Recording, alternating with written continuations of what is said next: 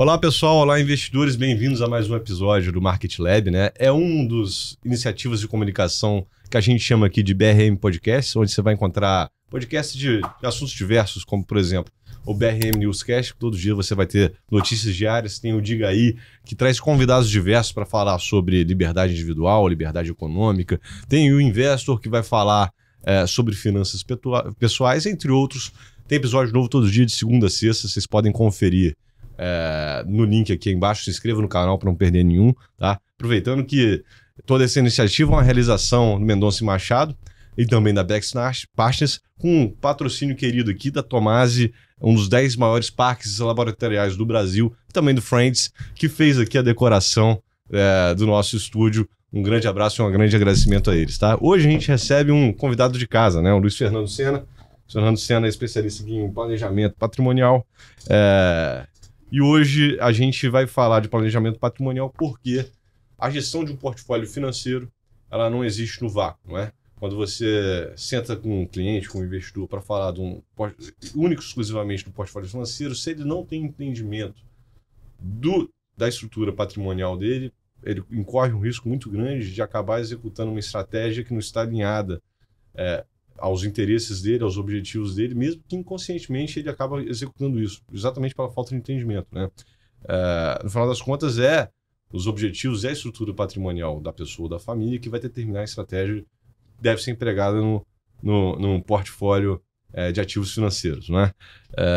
E aí é nesse contexto que a gente vai conversar, né, Luiz? Você chegou aqui para trabalhar no mercado financeiro, saindo da engenharia, e ao longo aí da sua carreira aqui, você foi se capacitando meio que naturalmente nesse caminho, né? Você começou tendo uma atuação mais comercial, se desenvolvendo também tecnicamente, fez o CFP, né, que é para o planejamento financeiro, em seguida fez o CGA, que é para a gestão de ativos financeiros.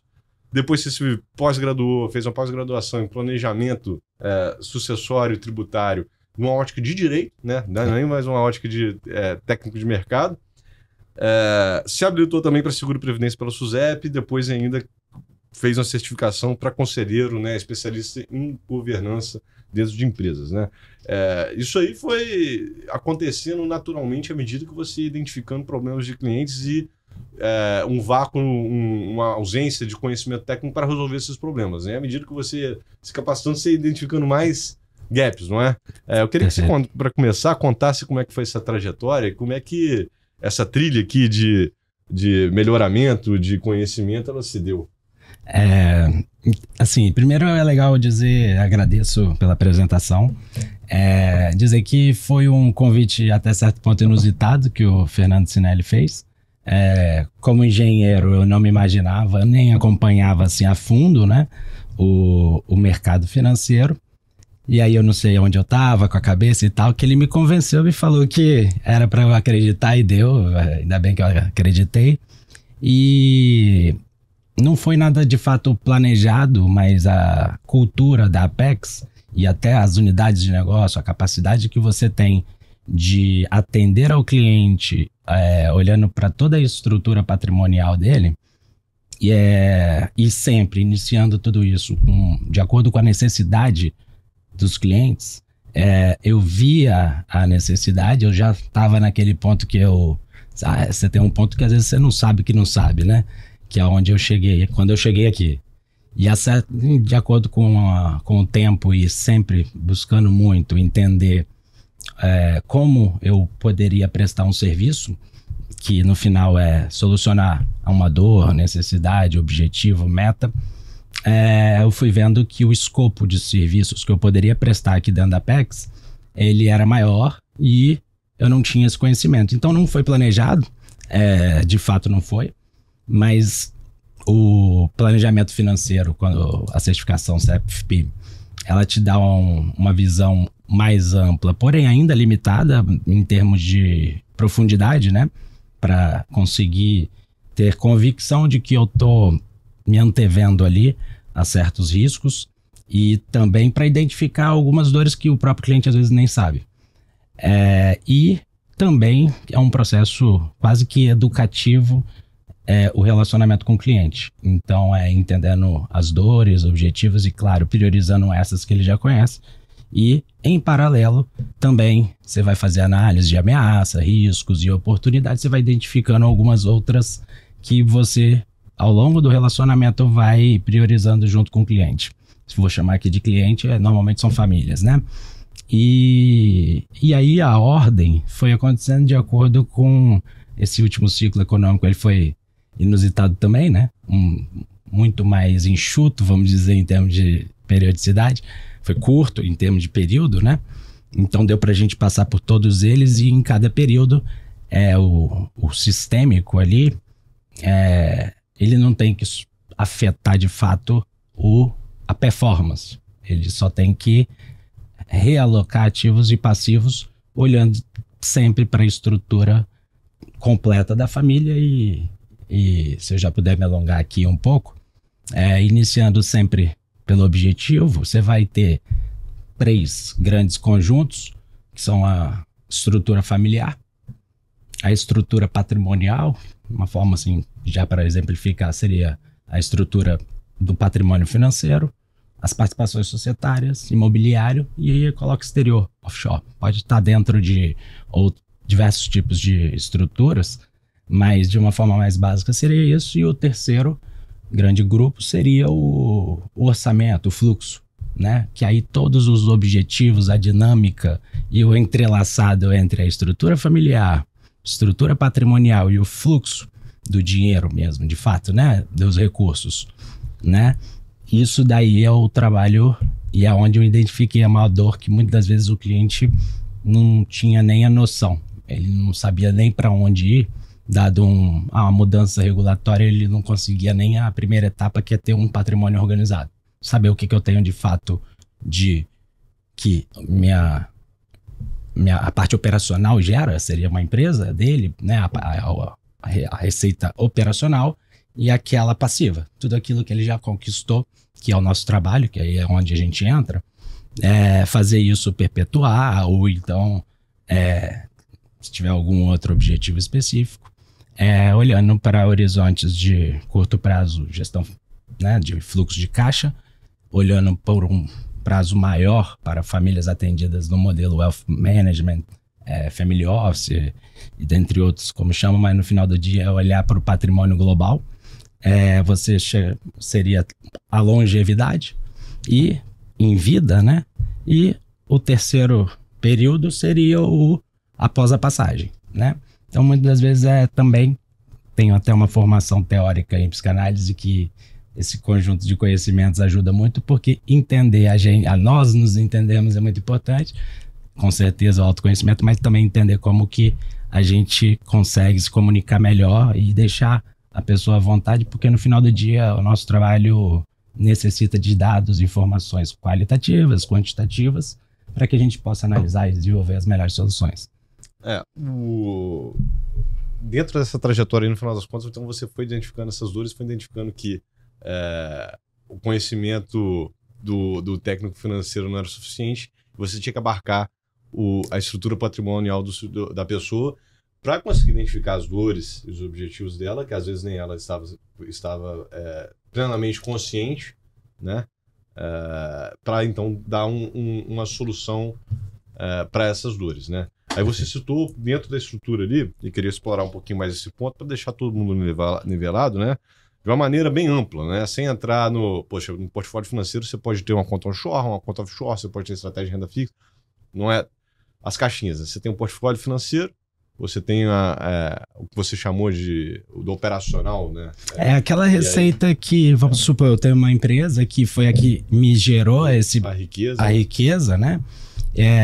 E aí eu sou expert em fazer isso. Uhum. Eu não sou expert em o que fazer com minha riqueza. Uhum. Só que, em paralelo, a gente tem um regulatório. E aí a gente tem que admitir e não chorar, e não lamentar. A gente tem que ver a oportunidade ou mitigar risco de grandes impactos, dado o potencial risco regulatório que pode haver. E aí o risco regulatório ele vai sempre existir e vai variar. Em dado momento vai afetar as holdings, outros, a própria empresa operacional, ou como, e para quem que eu vou distribuir e como, vai depender sempre do objetivo, né? Mas o escopo, ele é sempre o mesmo, é um fluxo e para onde vai, como, por quê, em que momento. Exato, né? Porque normalmente nas famílias que têm uma fortuna considerável já construída, se tem essa caixinha aqui do atividade operacional, normalmente pode ser uma empresa, mas às vezes pode ser uma fazenda, pode ser um profissional liberal muito bem sucedido, um advogado extremamente bem sucedido, que ali o patriarca ou a matriarca, que foi o grande gerador da riqueza, tem um domínio pleno, só que se chega num momento, num tamanho que ele começa a ter um patrimônio financeiro relevante, eventualmente um patrimônio imobiliário relevante, e tem também o lado da família, né? Que se tem os fluxos indo de um para outro, e essa pessoa que normalmente dominou, concentrou isso tudo, começa a ter que delegar responsabilidades, delegar atribuição. No final das contas, é uma estrutura de governança que a pessoa tem que criar ali, né? E como é que se dá o planejamento para alinhar interesse entre esses atores aqui? Perfeito. Por que quando a gente começa no objetivo, e aí a gente olha para a estrutura familiar, aí são regras ali de em vida eu posso ter uma meação, dado o regime de bens, eu quero ou não quero ter a opção de, se eu vier a me divorciar, qual seria o impacto? E também porque a gente tem sociedades. Às vezes eu sou sócio tenho sócios e o meu patrimônio pode afetar, ou o meu sócio pode me afetar, né? Dado a dinâmica do patrimônio do meu sócio. Então, num primeiro momento, falando muito aqui no nosso caso, a gente normalmente não chega com alguém querendo blindar algo dentro da família, né? Normalmente, isso daí vai ter que entrar porque você tem herdeiros que obrigatoriamente o seu patrimônio vai ter que ser destinado para eles, metade desse patrimônio, e também você tem cônjuges, e aí você, muitas das vezes, no próprio imposto de renda, você está correndo alguns riscos de estar descoberto sem saber, ou seja, correndo risco de multa e tal. Então, porque tem uma separação total, mas entende que o patrimônio é do casal, eles não têm diferenciação quanto a isso, mas vai ver esse fluxo de escasso. Então, a gente começa sempre do básico, vai depender sempre do que vai trazer para a gente, mas vai ter que ser analisado como que é a estrutura familiar, para começar a entender as caixinhas, né? Vamos dizer assim. Você vai independente, tem cônjuge. Exato, isso daí eu nem preciso do objetivo, necessariamente eu preciso saber disso. É um cadastro num banco, você obrigatoriamente tem que colocar isso. Sempre vou fazer um financiamento, vou ter que colocar isso. Ele tem algum motivo, que sempre a gente precisa, até para, às vezes, ajustar isso para mitigar e blindar o patrimônio daquilo que já foi conquistado, né? E geralmente a empresa operacional, quando eu falo operacional, é aquela empresa que eu gero uma renda operacional ali, que é do meu, geralmente é a que eu conquistei, pode ser mais de uma. E aquelas que são as holdings, e que elas são muito mais para você simplificar a organização do patrimônio e, por vezes, também fazer um processo de transmissão de bens mais suave, mais eficiente, e também blindar esse patrimônio, porque é algo que eu já conquistei e eu não quero misturar, aonde eu tomo o meu maior risco, talvez, que é a parte operacional, mas é a parte que a gente acaba não indo no dia a dia, pode participar uma vez ou outra e tal, para entender projeções até, né, e também para olhar para o que já conquistou e descorrelacionar.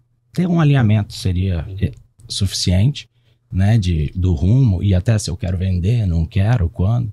Então, assim, comecei a entender que eu preciso de dados. Eu preciso de dados qualitativos, quantitativos e, se possível, identificar isso com um mínimo de antecedência. Mas quanto maior a aderência, maior a capacidade de solução de problemas, né? E no final do dia, a gente presta um serviço na parte que ele não tem ou tempo ou competência. Então, o nosso papel é ter máxima confiança para poder gerar o melhor resultado. Aí você citou que o primeiro passo para poder entender e dar uma solução, entender o problema é entender os objetivos dela, né? O titular do patrimônio. Exato, quando você fala do titular do patrimônio, quem gerou a riqueza, né?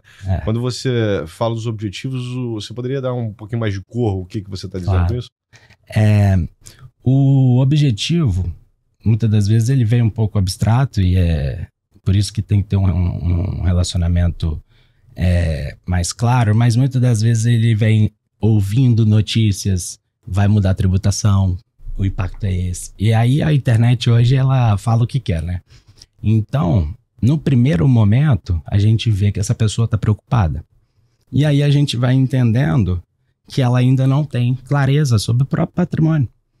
E o primeiro passo seria dar essa clareza para ele, de fato, identificar e ter convicções em relação aos objetivos. Então, organizar o patrimônio, eu diria, o patrimônio global, seria a forma dele olhar historicamente o que ele gerou operacionalmente, como que a estrutura global do patrimônio dele hoje, se eu não tiver empresa, por exemplo, como normalmente é comum. E se eu vender? Vamos supor que ela não gera mais nada. Acabou com aquilo. Aí eu fui percebendo que várias classes de ativos, vários ativos, aquelas carteiras imensas que são necessárias, aquilo trazia um desconforto, porque o conhecimento é o que faz o nosso suitability, né? Um dos 3 pilares, né? Você tem ali a parte de capacidade e disposição, que é uma parte mais psicológica, que vai formar ali a sua tolerância a risco, né? A capacidade que eu falo é a capacidade de tomar risco, né? Às vezes eu tenho um patrimônio relevante, porém é uma herança. São 3 herdeiros que não trabalham. Estou dando um exemplo. Eu sou mais gerador de renda, então eu não posso arriscar o que eu já tenho. Então, às vezes, muitas das vezes, eu acho que eu tenho disposição, eu acho que eu tenho capacidade, e meu papel como profissional é simular, mostrar, fazer algumas projeções, dado os gastos e objetivos atuais, e muitas das vezes apresentar. E aí, que eu tenho que trazer a clareza. Tem que tangibilizar ali. Ele tangibilizar isso aí. Patrimônio. Que aí ele tem uma sensibilidade. Se eu comprar uma Ferrari, isso e aquilo, eu vou reduzir a longevidade desse patrimônio e talvez ele pode até esgotar antes do que eu imaginava. Isso é muito importante para você? Não sou eu que vou dizer. O meu papel é apresentar as possibilidades, já dado tudo isso que você é especialista em olhar o mercado, projeções. Isso daí complementa qualquer tipo de patrimônio. Aí a gente começou a entrar onde a gente começa a fazer uma conexão com o portfólio financeiro, né? Você citou aqui os objetivos, e um ponto muito importante é a capacidade de risco, que no final das contas vão ser isso que vai orientar como é que você monta o portfólio financeiro para a pessoa, né? Para pegar um exemplo aqui, né? E também conceituar a capacidade de risco. Você falou que a tolerância é mais a tolerância seria a capacidade mais a disposição. Tolerância é igual a capacidade mais disposição. Tem gente que usa outras nomenclaturas, mas poderia... É uma soma eu tenho estômago para aquela volatilidade, para aquele risco, mas eu tenho capacidade para tomar aquilo caso o risco se concretize, eu tenho um revés. Perfeito. Não adianta ter só um, você tem que ter os dois para tomar o risco. Sempre.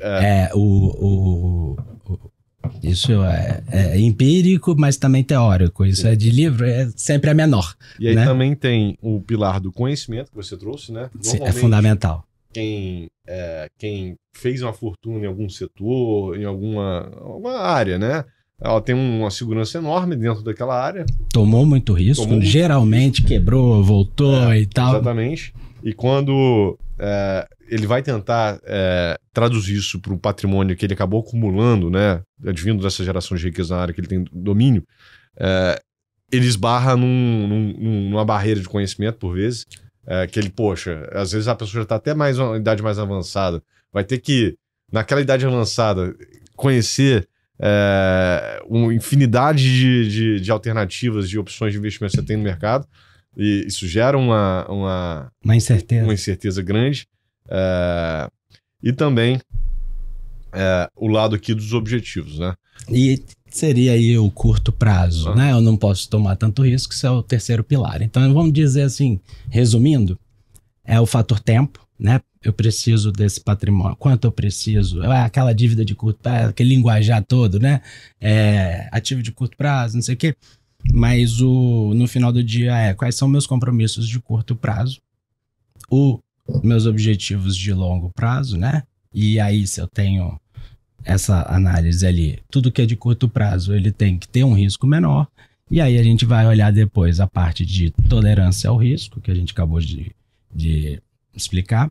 E a terceira, que na minha opinião muitas das vezes negligenciada na análise ali de suitability, porque se acaba a luz na rua, a gente não atravessa a rua, né? E muitas das vezes a percepção de risco é muito até da nossa tese aqui, né? De levar conhecimento pra gente que está aqui no Espírito Santo, que está lá no Paraná, porque tem muita oportunidade, porém a percepção do risco é alto e aí você tem um prêmio maior para isso. Então acabar um pouco com essa simetria, né? Trazendo aqui para o dia a dia da Apex, nosso papel e também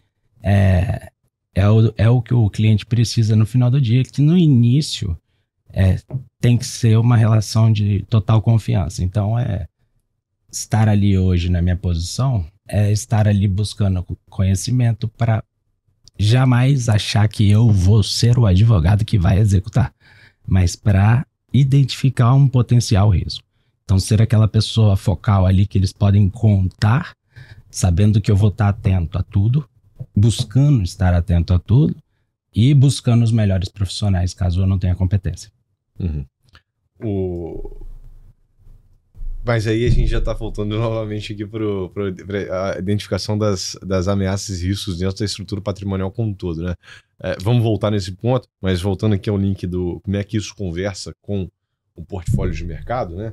Porque é uma coisa comum, a gente já viu várias vezes, e não é segredo para ninguém que trabalha no mercado, né? Às vezes o empresário ele teve um evento de liquidez, ele acessou uma liquidez, trazendo para um exemplo prático, né? Que a gente vê, acessou uma liquidez e ali ele vai começar a não olhar mais para aquela operacional que tomava boa parte do tempo dele, onde vinha boa parte da fonte de renda dele, e vai olhar por exemplo, para o patrimônio financeiro e começar a olhar ele como o gerador de renda. Esse exemplo é perfeito. Se ele não tem a consciência, né, dessa estrutura, dos objetivos e do suitability dele ali, na capacidade, no conhecimento e no horizonte de tempo para esse portfólio financeiro, o risco dele implementar uma estratégia que não seja adequada é alto, né? E no final das contas isso vai acabar impactando, seja ele numa insatisfação, pode até ter um retorno bom, mas aí não era o que ele esperava e isso gera insatisfação. Às vezes ele pode pegar na dinâmica de mercado aqui um revés de ciclo e ter eventualmente uma perda e não estava esperando, não estava dentro ali desses três pilares, ele por falta de conhecimento não esperava e também às vezes não tinha um apetite para o risco como ele imaginava ter. Isso acaba tendo um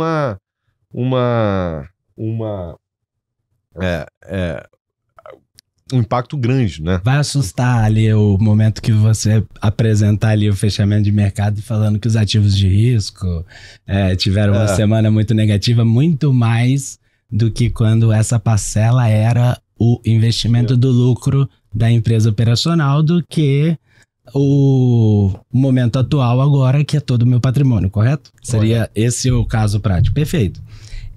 Aí que entra a percepção de que eu tenho que atender meu cliente em todas as áreas e estar atento em tudo, porque se a gente correlacionar com o momento atual,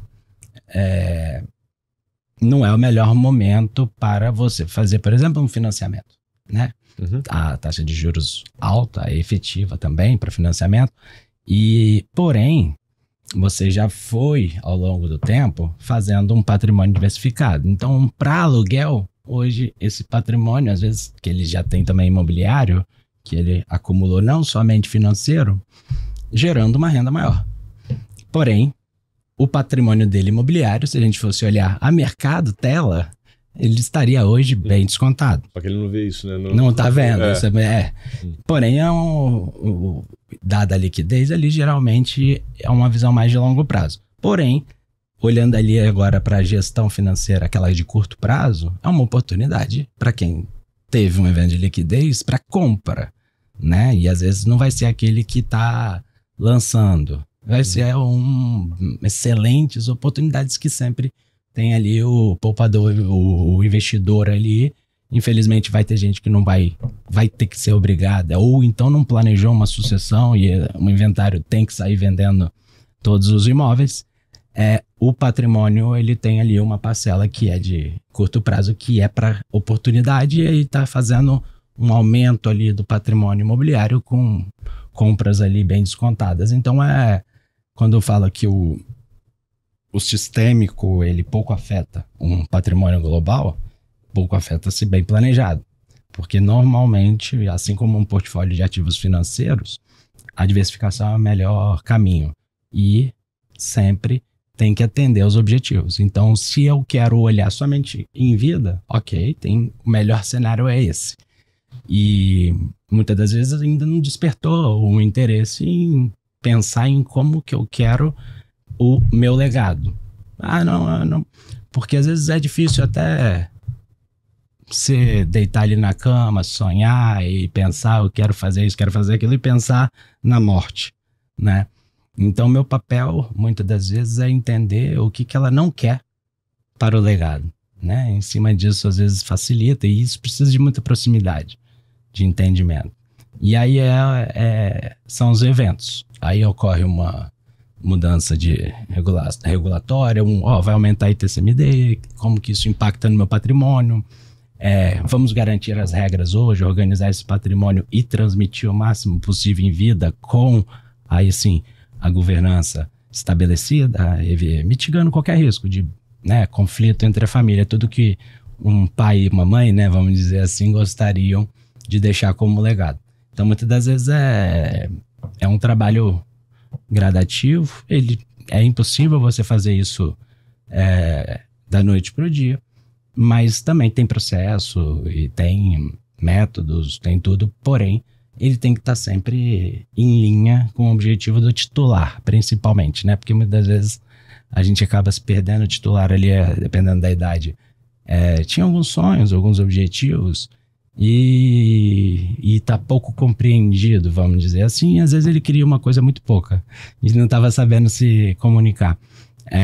Os herdeiros são importantes, claro, e tudo, mas sempre é a vontade do titular em vida e o mínimo de impacto, né, nessa transmissão do patrimônio. Então a gente tem transmissões que são onerosas, né, compra, vende, e outras não onerosas, são aquelas doações, causa mortes, né, que é nesse caso, ou doação. Você pode fazer isso em vida, você tem seguro de vida, você tem as estruturas de holding que facilitam a distribuição do patrimônio em vida, você pode colocar performance para os seus filhos, para manter a empresa performando, você dita todas as regras. Então, a governança, assim, para uma forma mais simples, um fundo exclusivo, por exemplo, que passou também recentemente por mudança regulatória, que acabou come cotas, não sei se já foi abordado aqui, mas ele ainda é uma estrutura que, no final do dia, para o patrimônio financeiro, para o objetivo de transmitir um patrimônio financeiro com regras claras de reserva de usufruto, né? Você doa a nua propriedade, já definiu tudo isso e detalha toda a governança igual uma alteração contratual numa empresa ali, com uma doação de uma participação societária.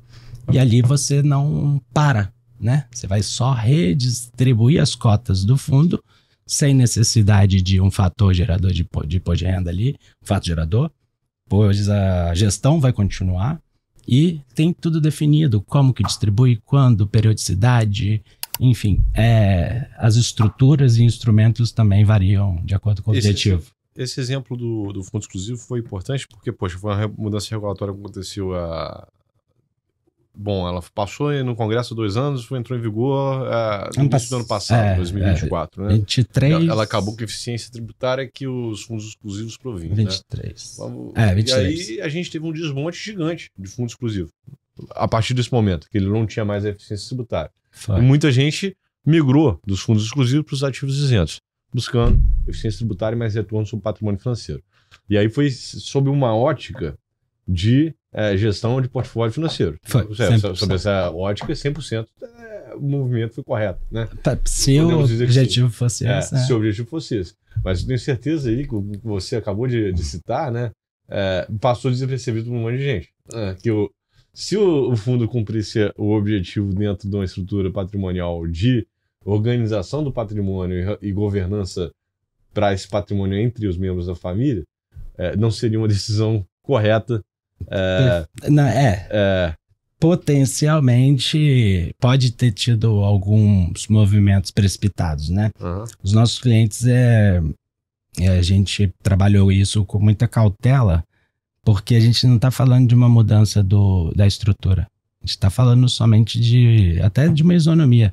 E todos os clientes entenderam muito bem que ali o propósito do fundo continuou exatamente o mesmo. Então, se estava correto eu ter parte do meu patrimônio, a parte financeira, em uma estrutura como essa, para transmitir os bens em vida, com toda a governança, né, que eu quiser, e a mais eficiente, ela continua sendo. Falando de Brasil, tá? Posso ter uma mudança, posso botar parte de ações que não tem, claro, mas a cautela que eu falo pode ser que daqui a um tempinho a gente tem algumas convicções, mas aí migrei para a Previdência. Olha, tem um risco já de anos de a Previdência tributar e TCMD e o impacto seria muito grande porque eu não consigo garantir a regra hoje, né? Eu não tô doando, não tô pagando hoje. Previdência hoje vai direto para quem foi indicado ali no... Que é um instrumento excelente também. Vai direto sem TCMD, não passa nem inventário, hoje seria o melhor, mas o que você está trazendo aqui é que, poxa, já foram levantados em diversos a gestão de alterar essa vantagem que a Previdência traz, né? Desmontar. Então, ela olhando principalmente para quem está ainda mais jovem, né? Não é uma bala de prata para solucionar esse ponto. Na verdade, tudo foi sempre muito aprovado ali, porque você já deve ter abordado o fiscal, tem que fazer acontecer. Muitas das vezes isso é feito para entrar ali na competência, né, de um ano fiscal. Então, os ajustes, a gente está passando agora imposto de renda, agora pessoa física, né? O ajuste de imposto de renda, que você vai vendo diretrizes do ano passado, já mudaram. E foi ano passado que isso foi divulgado. Então, já foi adequando, e aí vai vendo. Então, o propósito sempre é o princípio básico, né? Se eu quero isso, eu tenho que às vezes entender que são alguns trade-offs, né? Eu vou ter que abdicar de alguma coisa. Então, dentro do objetivo e com o menor risco possível e demonstrando os potenciais riscos, de uma forma até entender, né? Que às vezes a gente acha que está explicando, mas é fundamental que entenda. Então, isso é caso a caso, vamos dizer. É um estudo de viabilidade? Né? Tem como achar o ponto ótimo? Tem, mas a gente tem que lembrar dos objetivos. Perfeito. Você citou aqui, no final das contas, a gente está falando de governança familiar, que muitas vezes é uma rota de autoconhecimento, dentro da estrutura da família, mas também existe a governança empresarial, corporativa. Muitas das vezes essas pessoas, elas têm, além da empresa operacional, onde você também pode colaborar e nela, principalmente, tem uma interseção grande com a governança familiar, né? Que você às vezes entra também, você tem essas pessoas, elas são empreendedoras e elas, por muitas das vezes, têm um portfólio de startups, empresas mais ascendentes, que elas são investidoras, membros de conselho, e você também acaba participando colaborando dentro dessa demanda, não é? Sim, sim. Na verdade, a governança está na vida da gente, né? Se a gente for olhar, definir regras e mitigar risco de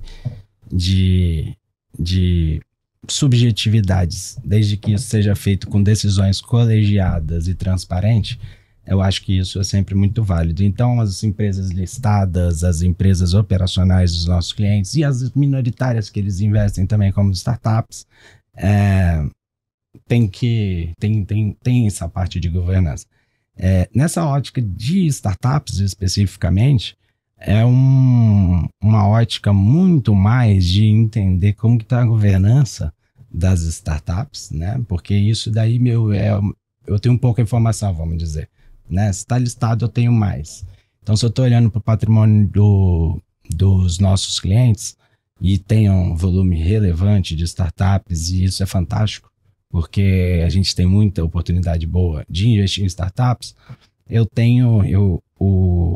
sempre quando alinhado, isso não é algo que eu, né, vou ali, olha, se quiser eu vou lá fiscalizar, eu vou estar ali mais como consultivo, inicialmente sempre para o nosso cliente, né? Então é como se o nosso cliente, como conselheiro dessas startups, muitas das vezes, me convidasse para ir junto, né? Seria basicamente isso, assim como várias outras tomadas de decisões contábeis, jurídicas, enfim. E aí, nesse papel, sempre olhando para o objetivo, e o cliente tem que performar no final do dia. Eu posso, dado a dinâmica, também buscar colaborar para as startups, né? Porque isso faz parte do patrimônio dos nossos clientes. E a gente tem, dentro da Apex, dentro da nossa equipe como um todo, potencial para isso, porque aí é uma parte que a gente entende, né? Então, isso daí é sempre na mesma linha, faz parte do patrimônio do nosso cliente. Eu busco aprimorar e busco, no final do dia, sempre, dado o objetivo dos clientes, garantir que ele vai ter a melhor performance possível e em linha com o objetivo. Pra gente, chegando aqui no finalzinho da conversa, a gente finalizar, a gente falou muito aqui de governança, de objetivo, de estrutura. No final das contas, é uma trilha de autoconhecimento, né? Entender seus objetivos de uma maneira mais ampla, se você quer legado, qual legado você quer deixar, qual a sua estrutura, e também uma trilha de conhecimento técnico, né? Nesse sentido, você tem alguma indicação de referências, materiais, próprio monitoramento, aprofundamento aí da nossa plateia, seja ela outros profissionais de mercado como você ou, eventualmente, um potencial cliente? Olha, eu entendo que horas de voo sempre é o melhor caminho. Então, a primeira coisa que eu fiz quando cheguei na empresa foi entender quem tinha esses atributos, né? E escutar essas pessoas. Todos eles falaram que o mercado, ele era quase que o potencial infinito. E foi isso que o Fernando me falou logo no início. E aí eu fui buscando entender tudo isso, e eu tive sempre bons relacionamentos com meus clientes, e eu sempre fiz muita questão de entender e perguntar. Então eu acredito que quem está iniciando, eu acho que a humildade de entender que ainda não sabe, eu ainda entendo isso, que eu não sei o tanto que devo saber futuramente, pretendo entender mais, mas escutar aqueles que naquele momento vai saber te dar aquele direcionamento, porque o correto, o que vem, quem vem primeiro é muito peculiar, mas vou começar no mercado financeiro agora. Eu acho que uma certificação CFP, ela é uma certificação internacional. Ela não vai te dar profundidade em todo o escopo, mas você sai daquele primeiro quadrante de que não sabe. E aí sim, você até vai ver o que você tem mais aptidão. Você vai falar ali de gestão financeira, gestão de ativos, um planejamento de aposentadoria, longevidade, gestão de risco e seguro de vida, planejamento fiscal, tributário e planejamento sucessório. Ele te dá esses 6 componentes ali do planejamento financeiro, que dali você começa a querer direcionar, aí você vai escolher o que você quer aprofundar mais. Perfeito. Luiz, queria agradecer muito sua presença. Espero ver você aqui de novo. Certamente, só convidar. Um prazer. E agradecer aqui aos nossos ouvintes e reforçar que aqui nós temos várias iniciativas de comunicação. Esse episódio está saindo na segunda, mas na terça, na quarta, na quinta e na sexta vai ter temas diversos aqui. É só você clicar o sininho para seguir o nosso canal e ficar aqui por dentro de todas as novidades. Também deixa uma curtida aqui para a gente fortalecer. Novamente, um agradecimento aqui aos nossos da realização, Marcelo Mendonça, Apex Partes e aos nossos queridos patrocinadores, a Tomasi Friends. Pessoal, um abraço e até semana que vem. Um abraço.